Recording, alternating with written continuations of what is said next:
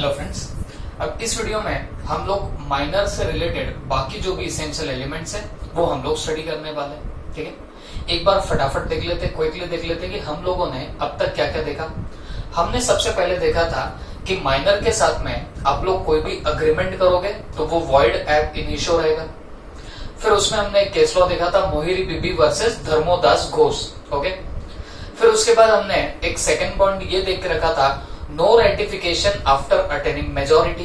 मतलब अगर माइनर बड़ा भी हो गया और बड़ा बन के अगर और कोई प्रॉमिसरी नोट एग्जीक्यूट करता है पेमेंट करने के लिए तो उसको भी वैलिड नहीं माना जाएगा। फिर उसके बाद हमने देखा था, minor can be a beneficiary और can take benefit out of a contract. मतलब माइनर किसी भी कॉन्ट्रैक्ट से सिर्फ बेनिफिट उठा सकता है, वो कभी भी नुकसान की भरपाई नहीं करेगा। और हमने उसमें पार्टनरशिप का भी एग्जांपल देखा। तो minor can be admitted to the partnership with the consent of all the partners. I hope आपको याद होगा। फिर उसके बाद हम लोगों ने उसमें और एक ये पॉइंट देखा था बच्चों कि minor will always plead for minority. मतलब माइनर प्लीड कर, या मैं बोलूंगा माइनर को माफ कर दिया जाएगा फॉर हिज माइनॉरिटी, है ना। तो अगर वो माइनर होगा तो भले उसने फ्रॉडुलेंटली किससे लोन लिया होगा तो भी उसको रीपेमेंट करने की जरूरत नहीं बचेगी। वहां प्रिंसिपल ऑफ एस्टोपल अप्लाई नहीं होता। आई होप आपको सब ये याद आ रहा होगा। ओके, अब हम लोग उसी का डिस्कशन करते हुए अब थोड़ा सा आगे जाएंगे। आज के 2 पॉइंट्स हम लोग इस वीडियो में देखेंगे और फिर मैं जब अगला वीडियो डालूंगा तो उसमें ये माइनर से बचे हुए जितने मिसलेनियस पॉइंट्स हैं वो हमारे कंप्लीट होंगे एंड अकॉर्डिंगली हमारा ये पार्ट कंप्लीट हो जाएगा। माइनर वाला हमारा इश्यू सॉर्ट आउट हो जाएगा। ओके, चल देखते हैं हम लोग। अब next point is that liability for necessaries. ठीक है, लाइबिलिटी फॉर नेसेसरीज। पहले आप मेरे पास में ध्यान दो, मैं आपको हर बात पहले क्लैरिफाई करा देता हूं और एक बार आपको ये क्लैरिफिकेशन मिल गया तो फिर उसके बाद हम लोग यहाँ पे देखेंगे कि हमको एग्जैक्टली पढ़ना क्या है। ठीक है, प्लीज ध्यान से सुनना। देखो बच्चों, हमने अभी थोड़ी देर पहले बोला था या प्रीवियस वीडियो में बोला था कि माइनर की कोई लाइबिलिटी निकल के नहीं आती। Minor will always plead for minority. Minor के साथ कोई भी कॉन्ट्रैक्ट करोगे वो वॉइड एब इनिशियो रहेगा। इतनी कई सारी आपने बातें देखी। ठीक है, तो एक बात तो आपको समझ में आ रही होंगी कि अगर कोई माइनर से कॉन्ट्रैक्ट करे तो अगर माइनर आपसे फ्रॉडुलेंटली भी, मतलब एज गलत बता के भी आपसे पैसे ले ले तो आप वो पैसे रिकवर नहीं कर पाओगे किससे, माइनर से। तो इतना डेंजरस होता है ये छोटा सा बच्चा, that is your minor. Okay, अब एक बात समझो, अगर आपने कॉन्ट्रैक्ट किया होगा माइनर से for supplying necessary, if you are making a contract for the supply of necessaries to that particular minor, तो वो हमेशा इनफोर्सिएबल होगा। जनरली हम लोग क्या देख रहे हैं, हम लोग देख रहे हैं कि माइनर के साथ कोई भी एग्रीमेंट करोगे तो वो वॉइड एब इनिशियो रहेगा, वो बिगिनिंग से वॉइड बन जाएगा। ओके, लेकिन अगर आप माइनर के साथ कॉन्ट्रैक्ट कर रहे हो किस चीज का, for the supply of necessaries, मतलब आप उसको सप्लाई करोगे। क्या सप्लाई करोगे, नेसेसरीज सप्लाई करोगे, तो वैसा कॉन्ट्रैक्ट एनफोर्सिएबल होगा। मतलब क्या, सीधे साधे लफ्जों में बोलूं तो अगर तुमने माइनर को नेसेसरीज सप्लाई करने का कॉन्ट्रैक्ट किया है तो आप उस नेसेसरीज के पैसे रिकवर कर सकते। ओके, ये जनरलाइज रूल हो गया। बट क्यों, क्या कैसे, सब अंदर देखने वाले। तो बिगिनिंग में एक ही बात बोलूंगा, आपके दिमाग में एक बात आनी चाहिए। हमने सीखा था माइनर के साथ कोई भी एग्रीमेंट करोगे वॉइड एब इनिशियो, तो आपने गुड्स भी दिए होंगे तो आप पैसे रिकवर नहीं कर पाओगे क्योंकि वॉइड एब इनिशियो है। बट अगर आपने कॉन्ट्रैक्ट किया है for supply of necessaries to the minor, मतलब आप माइनर को नेसेसरीज सप्लाई करने का कॉन्ट्रैक्ट कर रहे हो तो वो वेरी मच वैलिड रहेगा, वो एनफोर्सिएबल रहेगा। ओके, लेकिन एक बात यहां पे समझ के लेना है, सिर्फ अगर नेसेसरीज सप्लाई कर रहे हो तो इनफोर्सिबल होगा। आप मेरे को बताओ नेसेसरीज का एग्जैक्ट मीनिंग क्या होता। तो नेसेसरीज का मीनिंग देखा जाए तो अपना रोटी कपड़ा मकान, ओके, मतलब खाना, फिर शेल्टर एंड क्लोथिंग, ये आपके क्या बन जाते बताना, ये आपके बनेंगे नेसेसरीज ऑफ लाइफ। ओके, तो ये नेसेसरीज हो जाते हैं। उसके अलावा एजुकेशन भी आजकल क्या माना जाता है, नेसेसरी माना जाता है। तो अगर कोई बंदा किसी माइनर को ये नेसेसरी सप्लाई करता है ओके ये नेसेसरीज मतलब जो उसके लाइफ के लिए उसको इंपॉर्टेंट रहेंगी ऐसी चीजें सप्लाई करता है, तो बात ध्यान में रखना, it will be a enforceable contract और वो उस माइनर से रिकवर कर सकता। लेकिन एक बात याद रखो, हम लोग माइनर से रिकवर नहीं कर पाएंगे, तो अगर माइनर की कोई प्रॉपर्टी होगी तो हम प्रॉपर्टी से रिकवर कर सकते, बट हम लोग माइनर की पर्सनल लाइबिलिटी वहां पे नहीं पकड़ सकते। देखो स्टेप में बोलूंगा, फिर हम लोग रीडिंग करेंगे, समझेंगे, वो बात अलग, बट पहले आपको ब्रॉड अंडरस्टैंडिंग आनी जरूरी है व्हाट आई एम टेलिंग। वैसे तो कॉन्ट्रैक्ट किया माइनर के साथ, वॉइड रिकवर नहीं होते पैसे, लेकिन आप उसको सप्लाई कर रहे हो नेसेसरीज, तो वो एनफोर्सिएबल रहेगा। एनफोर्सिएबल का मतलब क्या हो जाएगा, valid in the eyes of law, मतलब आप उसकी रिकवरी कर सकते हो। बट आप सप्लाई ऑफ नेसेसरीज करोगे, जो उसके लाइफ के लिए इंपॉर्टेंट चीज है उसका सप्लाई करोगे, तो आप जब रिकवरी करना चाहते हो तो आप लोग किससे रिकवर कर पाओगे, माइनर से पर्सनली रिकवर नहीं कर पाएंगे।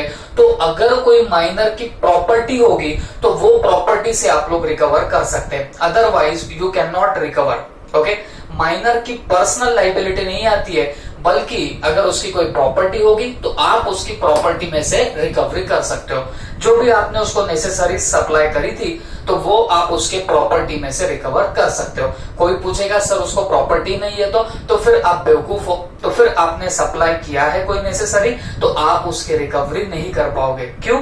क्योंकि minor can not be hold personally liable, minor की पर्सनल लाइबिलिटी नहीं होती, लाइबल होगा तो वो होगा उसके प्रॉपर्टी। ओके, उसके अलावा कोई नहीं होगा। Is that clear? तो ये हुआ बेसिक मुद्दा। लेकिन माइनर की प्रॉपर्टी को भी लाइबल करना है तो आपको एक दो बातें ध्यान में रखनी पड़ेगी। वो क्या बताना, हम जो चीज उसको सप्लाई कर रहे हैं वो उसके लाइफ के लिए नेसेसरी होनी चाहिए। हम अगर माइनर की प्रॉपर्टी को लाइबल करना चाहते हैं तो हमको 2 पॉइंट प्रूफ करने पड़ेंगे। कौन से 2 पॉइंट प्रूफ करने पड़ेंगे? नंबर 1 कि हमने जो उसको सप्लाई किया वो सचमुच में उसके लिए नेसेसरी थी, ये हमको प्रूफ करना पड़ेगा। और दूसरी बात हमको ये भी प्रूफ करना पड़ेगा, minor was not already having sufficient supply of those necessaries. Okay, मतलब हमको ये भी प्रूफ करना पड़ेगा कि माइनर के पास ऑलरेडी उसी नेसेसरी का सप्लाई न होना चाहिए, तो जाके फिर आप लोग माइनर की प्रॉपर्टी से रिकवरी कर सकोगे। फॉर एग्जाम्पल, जैसे आपने माइनर को खाने पीने का आपने माइनर का बंदोबस्त कर दिया, तो उसको जो भी खाने पीने का खर्चा लगता है आप लोग बियर करते जा रहे हो, आप उसको सप्लाई कर रहे हो। ओके, तो आप माइनर से रिकवर कर सकते क्या? जवाब है नहीं, माइनर के प्रॉपर्टी से रिकवर कर सकते हो। ठीक है, और माइनर की प्रॉपर्टी को टच करना है तो टच करने के पहले 2 कंडीशंस के बारे में सोचना पड़ेगा। कौन सी 2 कंडीशंस के बारे में सोचना पड़ेगा? तो नंबर फर्स्ट, हम जो उसको सप्लाई कर रहे हैं क्या वो माइनर के लाइफ के लिए नेसेसरी है क्या? तो मेरे को बताओ, खाना सप्लाई कर रहे हो ना, तो माइनर के लिए नेसेसरी है कि नहीं है? जवाब है जी हाँ, नेसेसरी तो है। ओके, दूसरी कंडीशन क्या सेटिस्फाई होनी चाहिए? Minor is not having sufficient supply of such necessaries. हम उसको खाना प्रोवाइड कर रहे हैं या राशन पानी जो भी देना है दे रहे हैं, बट ऑलरेडी अगर उसके पास में वो राशन पानी है फिर भी हम लोग सप्लाई कर रहे हैं, तो यहाँ पे बात वो आती है, नेसेसरी जरूर है बट उसके पास अगर ऑलरेडी उस चीज का सप्लाई है, आप फिर भी सप्लाई करते हो, तो फिर ध्यान रखना आप बेवकूफ हो, आप फिर अब उसके प्रॉपर्टी को हाथ नहीं लगा पाओगे। हम उसके प्रॉपर्टी को कब हाथ लगा पाएंगे? नंबर 1, हम जो सप्लाई कर रहे हैं वो नेसेसरी चाहिए। नंबर 2, उसके पास में वो नेसेसरी सफिशिएंट नहीं होनी चाहिए। तो अगर उसके पास वो नेसेसरी ना रहे तो फिर हमने सप्लाई किया तो माना जाएगा कि हम नेसेसरी सप्लाई कर रहे हैं और तभी जाके हम लोग उससे रिकवर कर सकते हैं, उससे मतलब उसके प्रॉपर्टी से रिकवर कर सकते हैं, अदरवाइज आप उसके प्रॉपर्टी को टच भी नहीं कर सकते। ओके, तो इतना खतरनाक है ये सप्लाई ऑफ नेसेसरीज। मैं वापस से कंक्लूड करता हूं, मैंने जितने भी पॉइंट आपके सामने रखे। देखो, फर्स्ट ऑफ ऑल हमने बोला माइनर के साथ नॉर्मली कोई कॉन्ट्रैक्ट करो वो वॉइड एब इनिशियो, लेकिन अगर आप माइनर को सप्लाई ऑफ नेसेसरीज कर रहे हो ये इनफोर्सिएबल बाय लॉ। माइनर से रिकवरी नहीं कर पाओगे बट माइनर की प्रॉपर्टी से हम लोग रिकवर कर सकते हैं। Minor will not be personally liable but minor's property will be liable over there. ठीक है, उसके बाद हम लोगों ने बोला माइनर की प्रॉपर्टी को टच भी करना है तो दो कंडीशन सेटिस्फाई करनी पड़ेगी। दो कंडीशन में कंडीशन नंबर 1 क्या बताना है, माइनर के लिए वो नेसेसरी होनी चाहिए, जो हम लोग सप्लाई कर रहे हैं वो उसके लाइफ के हिसाब से वो नेसेसरी चाहिए। सेकंड थिंग, हम जो सप्लाई कर रहे हैं नेसेसरी, ऑलरेडी उसके पास में वो नेसेसरी का सफिशिएंट सप्लाई ना चाहिए। अगर सफिशिएंट सप्लाई है फिर भी हम लोग सप्लाई कर रहे हैं तो फिर हम उसके प्रॉपर्टी को हाथ नहीं लगा पाएंगे। ओके, तो ये दो कंडीशन सेटिस्फाई हो जाए तो जाके हम लोग उसके प्रॉपर्टी से हम लोग वसूली कर सकते हैं for the supply of necessary. बात क्लियर हो गई आपको? तो अकॉर्डिंगली ये इतना आपको लिखना पड़ेगा। तो हम लोग एक बार रीडिंग कर लेते हैं कि हमको मॉड्यूल में क्या क्या दिया गया है, नेसेसरीज का मीनिंग भी दिया है, उसमें हम लोग बाद में आते हैं। तो फटाक से देख लेते हैं क्या बोलता है, लाइबिलिटी ऑफ नेसेसरीज। और एक चीज ध्यान रखना, ये क्योंकि पॉइंटर अपने आप में बहुत बड़ा है ना। अब अगर देखा जाए माइनर के एग्रीमेंट का पोजीशन क्या होगा तो उसके बहुत सारे पॉइंट्स हैं। तो इतने सारे पॉइंट्स एकदम से इंस्टीट्यूट तो पूछता नहीं है, बट इसमें से एक हाथ दूसरे पॉइंट को वो आपको जज कर सकते हैं। जैसे supply of necessaries is enforceable, supply to the minor for the necessaries is enforceable, comment on this. तो कमेंट ऑन दिस बोला तो आपको फिर इतना बड़ा सा पॉइंट वहां पे छापना पड़ेगा। ओके, चलो देखते हैं। Liability for necessaries, claim for supply of necessaries to minor is enforceable. मतलब आप क्लेम कर रहे हो, मतलब आप पैसे मांग रहे हो, काय के लिए, for supply of necessaries to minor is enforceable. मतलब आपने माइनर को नेसेसरीज सप्लाई करी और उसके लिए आप पैसे मांग रहे हो, क्लेम कर रहे हो, तो वो वेरी मच इनफोर्सिएबल है, वैलिड है। Okay, minor is not liable for any price that he may promise. वैसे तो उसने किसी प्राइस के लिए प्रॉमिस किया, वैसे तो लाइबल नहीं होता है ना। हमने पहले देखा था ना, बाकी किसी चीज के लिए लाइबल नहीं होता है, सिर्फ नेसेसरीज के लिए लाइबल होगा। बट वो भी कैसे, देखो, and never for more than value of necessaries. तो जितनी नेसेसरीज की वैल्यू होंगी तो उतने के लिए ही लाइबल होगा, उससे ज्यादा के लिए लाइबल नहीं होगा। बट तीसरे पॉइंट में देखो, no personal liability of minor, यहाँ पे कोई पर्सनल लाइबिलिटी जनरेट नहीं होती है किसकी, माइनर की, but only property is liable. देखो, माइनर पर्सनली लाइबल नहीं होगा तो माइनर की जो प्रॉपर्टी होती है, property will be liable over there. बात समझ में आ गई? यही तो मैं बोल रहा था आपको। तो माइनर की प्रॉपर्टी लाइबल होगी बट माइनर पर्सनली लाइबल नहीं होगा। तो अगर माइनर की प्रॉपर्टी ही ना हो तो लाइबिलिटी आ ही नहीं सकती, फिर भूल जाओ आपके पैसे, आप उससे कोई पैसों की रिकवरी कर ही नहीं पाओगे। क्लियर हो गया? उसके बाद, for making property liable two condition are to be fulfilled. मैंने जैसे आपको बताया, अगर आपको प्रॉपर्टी को लाइबल करना है, प्रॉपर्टी को टच करना है, तो दो कंडीशन सेटिस्फाई करनी पड़ेगी। कौन सी condition? Number 1, contract must be for supply of those goods which are necessary in station of his life. मतलब आप जो कॉन्ट्रैक्ट कर रहे हो वो ऐसे गुड्स के सप्लाई का कॉन्ट्रैक्ट करो जो उसके लाइफ में, जो उसके स्टेशन ऑफ द लाइफ में नेसेसरी का काम करेंगे। तो मैंने आपको बोला ना, जो आप लोग सप्लाई कर रहे हो वो उसके लिए नेसेसरी होनी चाहिए। बात समझ में आ गई? तो वो अगर नेसेसरी रहेगी तो जाके आप लोग उससे रिकवर कर पाओगे, उसके प्रॉपर्टी से रिकवरी कर पाओगे। ओके, और दूसरा पॉइंट क्या बताना है, minor must not have sufficient supply of this necessaries. मतलब माइनर के पास ऑलरेडी उस चीज का सप्लाई नहीं चाहिए। जैसे मैं खाने की बात कर रहा था, ऑलरेडी उसके पास में राशन है, अब फिर से आप लोग उसको राशन प्रोवाइड कर रहे हो, तो मेरे को एक बात बताओ, ये तो फिर क्या होगा बताना, आपके प्रॉपर्टी को लाइबल नहीं करेगा, माइनर के प्रॉपर्टी को लाइबल नहीं करेगा। ओके, हाँ, अगर उसके पास में सफिशिएंट सप्लाई नहीं है, राशन पानी नहीं है, फिर आप उसको प्रोवाइड कर रहे हो, तो फिर माना जाएगा कि यहाँ उसकी प्रॉपर्टी लाइबल हो सकती है। Is that clear? तो मोटा मोटा बोलो तो देखो, इतना ही पॉइंट बनता है, यहां से तो नेसेसरी का मीनिंग आता है। बट इतने पॉइंट में आपको उसने क्या समझाया? पहली बात, क्लेम अगर है काय के लिए, for supply of necessaries to the minor is enforceable, वो इनफोर्सिएबल रहेगा। फिर उसने बोला वो प्राइस फॉर द प्रॉमिस के लिए लाइबल नहीं होता और ना ही नेसेसरी की वैल्यू से ज्यादा के लिए लाइबल होगा, वो लाइबल नहीं होगा। फिर उसकी पर्सनल लाइबिलिटी नहीं आएंगी बट उसकी प्रॉपर्टी विल बी लाइबल। अगर है तो उसकी प्रॉपर्टी लाइबल होंगी, बट उसमें भी कंडीशन है कि प्रॉपर्टी को भी हाथ लगाना है, तो भाई दो कंडीशन फुलफिल करनी पड़ेगी। कौन सी दो कंडीशन? जिस चीज का आप लोग कॉन्ट्रैक्ट कर रहे हो वो चीज उसके लिए क्या होनी चाहिए बताना, नेसेसरी होनी चाहिए in his station of his life, मतलब उसके लाइफ में वो नेसेसरी का काम करना चाहिए।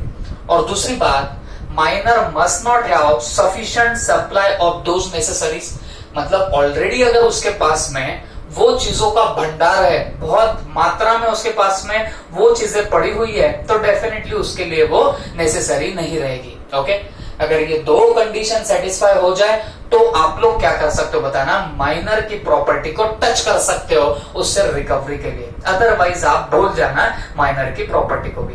माइनर पर्सनली लाइबल नहीं होता, उसकी प्रॉपर्टी लाइबल होती, बट प्रॉपर्टी तभी लाइबल होंगी जब ये दोनों के दोनों कंडीशन सेटिस्फाई हो जाए।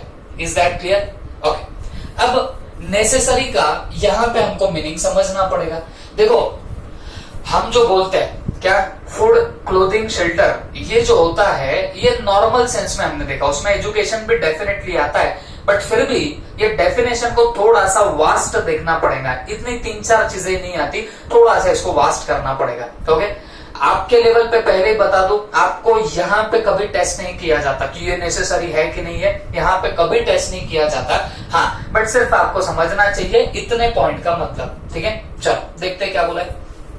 Necessary essentially needed bye minor. Okay, necessary का मतलब मैंने ये शॉर्ट में लिखा है, मॉड्यूल में बहुत लंबे लचक स्टेटमेंट है, मैंने शॉर्ट में लिखा है। नेसेसरी का मतलब क्या है, which is essentially needed bye minor, मतलब जो सचमुच में माइनर को लगेगा ही, उसको हम लोग क्या बोलते हैं बताना है, हम लोग नेसेसिटी बोलेंगे या नेसेसरी बोलेंगे। It can not be a luxury और कॉस्टली अननेसेसरी आर्टिकल। बात समझो, नेसेसरी बोला तो उसमें लग्जरीज नहीं आएंगी। ओके, उसमें लग्जरीज नहीं आएंगी, ना ही उसमें अननेसेसरी कॉस्टली आइटम आएंगे। ठीक है, देखो भाई, तुमको लाइफ जीने के लिए जो चीजें बहुत ज्यादा एसेंशियल होती है वो चीजों को नेसेसरी बोला जाएगा, ना कि लग्जरीज को, ना कि अननेसेसरी कॉस्टली आइटम्स को। अच्छा, आप बोलोगे माइनर बोलेगा कि मेरे को एक वहां पे सामने एकदम जबरदस्त कार चाहिए। ओके, तो बेटा ये कार वार ये सब क्या हो गए, लग्जरीज हो गए, है ना। तो लग्जरीज यहाँ पे नहीं आएंगी, तो आपको समझना पड़ेगा जो नेसेसरीज होती है, बेसिक उसको जो रिक्वायरमेंट्स होंगी वो आप लोग वहां पे डाल सकते हो। ओके, उसके अलावा कॉस्टली और अननेसेसरी आर्टिकल कभी भी उसके अंदर नहीं आएंगे। ठीक है, उसके बाद एजुकेशन और फ्यूनरल ये इंक्लूड होता है, किसमें इंक्लूड होता है, नेसेसरी में। सीधी सी बात है, एजुकेशन आपको भी पता है is also a necessary. Education काफी जरूरी होता है हर एक चाइल्ड के लिए, हर एक माइनर के लिए। ओके, तो एजुकेशन को नेसेसरीज में डाला गया है, मतलब अगर कोई बंदा किसी माइनर को एजुकेशन प्रोवाइड कर रहा है, ओके, एजुकेशन प्रोवाइड कर रहा है, तो वो उस माइनर से तो नहीं बट उसके प्रॉपर्टी से जरूर क्या कर सकता है, पैसा रिकवर कर सकता है। बात समझ के लेना। फिर उसके बाद फ्यूनरल क्या हो गया, अब लेट से कोई माइनर है, उसके लेट से मम्मी पापा जो भी पेरेंट्स वगैरह हो गए उनकी डेथ हो जाती है, तो वो क्रियाक्रम वगैरह का जो खर्चा होगा वो भी काय के अंदर लिया जाएगा बताना, नेसेसरीज के अंदर लिया जाएगा।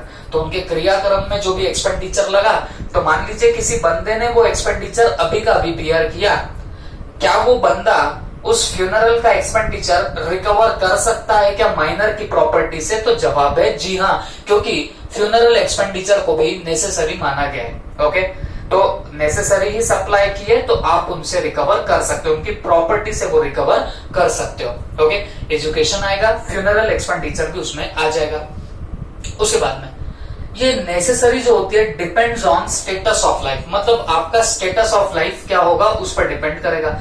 तो आप बोलोगे सर स्टेटस ऑफ लाइफ का मतलब ऐसा हो गया क्या हम बहुत बड़े घर के हैं तो हमारे लिए बहुत भारी भारी बातें होनी चाहिए? ऐसा नहीं। स्टेटस ऑफ लाइफ मतलब आप कितने एज के हो उसके हिसाब से आपकी नेसेसरीज डिफाइन होगी। मतलब आप अगर 5 साल तक के हो तो आपके लिए एजुकेशन ठीक है, बट उससे ज्यादा खाना पीना वो ज्यादा आपके लिए क्या होगा, नेसेसरी होगा।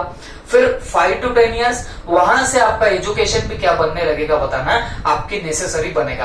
तो स्टेटस ऑफ लाइफ का मतलब क्या है, आप एज के या आप लाइफ के किस स्टेटस पे हो, आप छोटे हो या और बड़े हो रहे हो एज वाइज, वहां पे ये देखा जाएगा कि आपके लिए फिर कौन सी नेसेसरी रहेगी। तो याद रखो, नेसेसरी किस पे डिपेंड होती है? स्टेटस ऑफ लाइफ पे।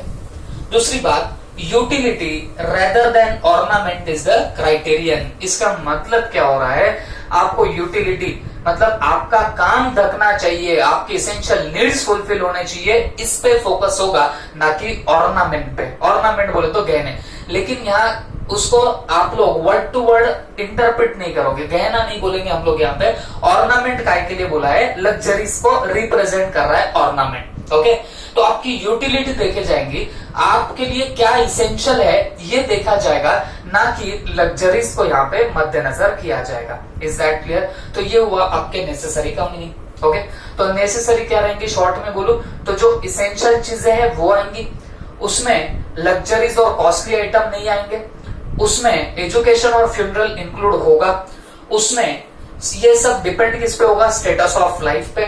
और एक बात याद रखना, यूटिलिटी रेदर देन ऑर्नामेंट। हम ऑर्नामेंट पे ध्यान नहीं देंगे, यूटिलिटी पे ध्यान देंगे। आपका काम निकलना चाहिए, उस पे ध्यान दिया जाएगा। ये होता है नेसेसरीज। तो नेसेसरी का क्यों हमने डेफिनेशन यहाँ पे देखा है, या क्यों हमने यहाँ पे मीनिंग देखा? बिकॉज अगर कोई बंदा ऐसी नेसेसरीज सप्लाई करता है किसी माइनर को, तो जाके बोला जाएगा कि वो एनफोर्सिएबल एग्रीमेंट बनेगा और वो बंदा उससे क्लेम कर सकता है, उसकी प्रॉपर्टी से वो पैसा वसूल कर सकता है। Is that clear? This is your point, that is liability for necessaries. I hope you understood it well. इसको आप लोग फटाफट नोट कीजिए, फिर हम लोग आज का और एक पॉइंट देखेंगे और उसके बाद ये वीडियो कंप्लीट करेंगे। बट जो अगला वीडियो आज ही मिलेगा उसमें सब पॉइंट्स आपके कवर हो जाएंगे और ये माइनर का काम खत्म होगा। ओके, नोट कर लो।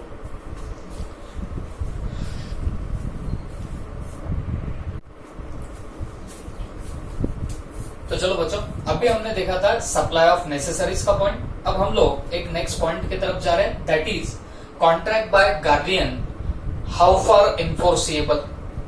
अब बच्चों एक चीज समझ के लो, मैं पहले आपको समझा देता हूं इसके अंदर क्या है, फिर हम लोग इसमें से रीड करेंगे और समझ के लेंगे। Okay, please be focus.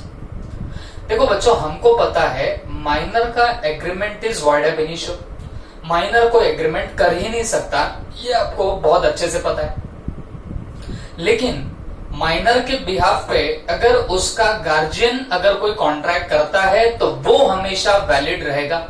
Guardian में कौन कौन आ जाएंगे? उसके मम्मी पापा, है ना, वो तो लीगल गार्जियन होते हैं। तो ये हमेशा वैलिड कॉन्ट्रैक्ट कर पाएंगे ऑन माइनर्स बिहाफ। एक बात समझ के लो, minor can not make a valid contract. Minor का कॉन्ट्रैक्ट वैलिड कॉन्ट्रैक्ट नहीं होता है। तो इसके लिए माइनर के बिहाफ पे अगर उसके लीगल गार्जियन कोई कॉन्ट्रैक्ट करते हैं तो वो हमेशा वैलिड रहेगा, वो हमेशा इन्फोर्सेबल होगा। ओके, फॉर एग्जाम्पल मैं आपको एक एग्जाम्पल भी दे सकता हूँ। मुझे एक बात बताओ, आप जब कॉलेज वगैरह में एडमिशन लेते हो, है ना, तो जब कॉलेज में एडमिशन लेते हो बच्चों, तो आपको पता होगा आपको आपके पेरेंट्स की सिग्नेचर वहां पे लेनी पड़ती है। बात समझ में आ रही है? पेरेंट्स की वहां पे सिग्नेचर लेनी पड़ती है। क्यों लेनी पड़ती है? क्योंकि आप जैसे ही कॉलेज में एडमिशन ले रहे हो तो इसका मतलब क्या हो रहा है, कॉलेज के और आपके बीच में कोई एग्रीमेंट हो रहा है। बट आपकी एज आपको भी पता है कम है, 18 ईयर्स है। जब आप लेट्स से 11th में जा रहे हो तो डेफिनेटली आपकी एज क्या है बताना, 18 ईयर से कम है। तो आप वहां पे क्या ठहरे, माइनर। तो देखो इसके लिए क्या किया जाता है, आपके बिहाफ पे आपके गार्जियन आपका कॉन्ट्रैक्ट करते हैं किसके साथ में, कॉलेज के साथ में। दैट्स व्हाई वहां पे आपको सिग्नेचर आपके पेरेंट्स की भी लगती है। तो बोलने का मतलब क्या हुआ, बोलने का मतलब ये हुआ कि कॉन्ट्रैक्ट करने के लिए माइनर एलिजिबल नहीं होता। तो इसके लिए उसके बिहाफ पे अगर उसके गार्जियन कोई वैलिड कॉन्ट्रैक्ट करे, अपनी कैपेसिटी में, अपने कॉम्पिटेंस में कोई कॉन्ट्रैक्ट करे, तो वो हमेशा वैलिड कॉन्ट्रैक्ट माना जाएगा। बात समझ में आ रही है? तो इसके लिए बोला जाता है कि माइनर का तो एग्रीमेंट वॉइड रहेगा, बट माइनर के बिहाफ पे अगर उसके लीगल गार्जियन कोई अगर कॉन्ट्रैक्ट करते हैं तो वो हमेशा क्या रहने वाला है, वैलिड रहने वाला है।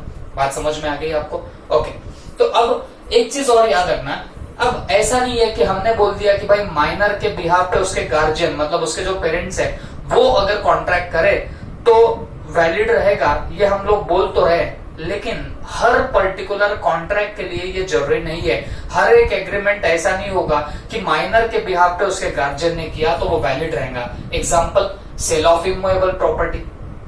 मतलब क्या हुआ, अगर माइनर के नाम पे कोई प्रॉपर्टी है, ओके, माइनर के नाम पे किसी ने प्रॉपर्टी करके रखी हुई है, और अब अगर माइनर के बिहाफ पे जो प्रॉपर्टी कोई उसका गार्जियन सेल करना चाहता है, तो क्या सवाल है, क्या वो सेल कर पाएगा कि नहीं कर पाएगा? जवाब है नहीं कर पाएगा। आप बोलेंगे सर अभी तो बोला कि माइनर के बिहाफ पे उसके पेरेंट्स या गार्जियन क्या कर सकते हैं, कोई कॉन्ट्रैक्ट कर सकते हैं, बट याद रखना अगर कोई इमूवेबल प्रॉपर्टी उस माइनर के नाम है तो वो ट्रांसफर नहीं करी जा सकती on minor's behalf by the guardian. अगर गार्जियन माइनर के बिहाफ पे सेल ऑफ इमूवेबल प्रॉपर्टी के कॉन्ट्रैक्ट में घुसता है तो वो वैलिड नहीं रहेगा। ओके, वापस से बोलता हूं, हम लोग क्या क्या देख रहे हैं, हम गार्जियन का कॉन्ट्रैक्ट देख रहे हैं on behalf of minor. Minor का कॉन्ट्रैक्ट वॉइड होता, वो तो कर ही नहीं सकता कॉन्ट्रैक्ट। बट अगर जो लीगल गार्जियन है वो अगर माइनर के बिहाफ पे कोई कॉन्ट्रैक्ट करता है, उसके बेनिफिट के लिए कोई कॉन्ट्रैक्ट करता है, तो वो डेफिनेटली वैलिड रहेगा। लेकिन सारे contract by guardian on behalf of minor are not valid, सब कॉन्ट्रैक्ट नहीं होते। जैसे उसने एक एग्जांपल दिया हुआ है, और एक एग्जांपल है उसका, कौन सा बताना, इमूवेबल प्रॉपर्टी को सेल करना। गार्जियन कभी भी माइनर की इमूवेबल प्रॉपर्टी को खुद से बेच नहीं सकता, ऑन बिहाफ ऑफ हिम नहीं बेच सकता। ये चीज का आपको ख्याल रखना पड़ेगा। ओके, उसके लेकिन एक बात याद रखना, कभी कभी सर्टिफाइड गार्जियंस भी होते हैं। सर्टिफाइड गार्जियंस किसको बोलते हैं? जब कोर्ट किसी बच्चे का गार्जियन अपॉइंट करती है तो उसको बोलते हैं सर्टिफाइड गार्जियन। अब बहुत बार हो जाता है ना बच्चों, कभी कभी क्या होता है, कोई पर्टिकुलर बच्चा है जिसके neither of the parent alive है, मतलब उसके ना मम्मी ना पापा, कोई भी अगर जिंदा नहीं है, और ना ही मान लो कोई रिश्तेदार भी उसके है, तो सवाल ही नहीं उठता उस पर्टिकुलर बंदे के लिए, उस पर्टिकुलर माइनर के लिए कोर्ट को अप्लाई करने के बाद कोर्ट क्या करती है, एक गार्जियन अपॉइंट करके देती है, और उस गार्जियन को क्या बोला जाएगा, सर्टिफाइड गार्जियन। ओके, तो जिसका कोई नहीं उसके लिए कोर्ट क्या करता है, एक सर्टिफाइड गार्जियन अपॉइंट करके देता है। ओके, तो ये जो गार्जियन होगा, तो याद रखना ये बंदे को अगर कोर्ट के ऑर्डर मिले कि इसकी प्रॉपर्टी सेल कर दो, माइनर की प्रॉपर्टी सेल कर दो, तो definitely then that certified guardian can sell out the property of that minor even though that is immovable property. तो अगर ये पूरी चीजों को मैं कंसोलिडेट करूं और इसको समराइज करके आपको बोलूं तो मीनिंग क्या निकल रहा है, ध्यान से सुनना। Contract by guardian how far enforceable, तो प्लीज ध्यान से सुनो। सबसे पहली बात, माइनर का एग्रीमेंट वॉइड होता है, लेकिन उसके गार्जियन ने उसके बेनिफिट के लिए अगर कोई कॉन्ट्रैक्ट किया होगा तो वो डेफिनेटली वैलिड रहेगा। फिर उसमें हमने बोला कि सारे contract by guardian on behalf of minor are not valid, सभी कॉन्ट्रैक्ट वैलिड नहीं होते, जैसे कि इमूवेबल प्रॉपर्टी सेल करना, ओके, वो नहीं कर सकते। बट अगर सर्टिफाइड गार्जियन हो, सर्टिफाइड गार्जियन कौन रहेगा, जिसको कोर्ट ने अपॉइंट किया है फॉर दैट माइनर, और अगर कोर्ट ऑर्डर करती है उस सर्टिफाइड गार्जियन को कि इस माइनर की इमूवेबल प्रॉपर्टी सेल आउट कर दी जाए, तो फिर वो सर्टिफाइड गार्डियन क्या कर सकता है बताना, सेल आउट कर सकता है। Is that clear? तो this is all about your contract by guardian. Okay, आप सोचेंगे सर ऐसे कोर्ट क्यों ऑर्डर देगी इसकी इमूवेबल प्रॉपर्टी सेल करने के लिए? हो सकता है ना, जैसे वो बच्चे को एजुकेशन प्रोवाइड करना है, और अब जैसे हमने देखा सप्लाई ऑफ नेसेसरीज, तो एजुकेशन इज व्हाट, नेसेसरी। समझ में आ रही बात? एजुकेशन अगर नेसेसरी है तो आपको नहीं लगता अगर कोई बंदा उस बच्चे को एजुकेशन सप्लाई कर रहा है तो वो बंदा उसके प्रॉपर्टी से रिकवर तो कर सकता है। तो अगर उसका कोई गार्जियन नहीं होगा तो जिस बंदे ने उसको एजुकेशन प्रोवाइड किया वो बंदा कोर्ट में जाकर रिक्वेस्ट कर सकता है कि भाई इसका कोई गार्जियन नहीं है, आप एक सर्टिफाइड गार्जियन अपॉइंट करो और मेरे पैसे वसूल करके दो, मैंने उसको नेसेसरी सप्लाई करी है।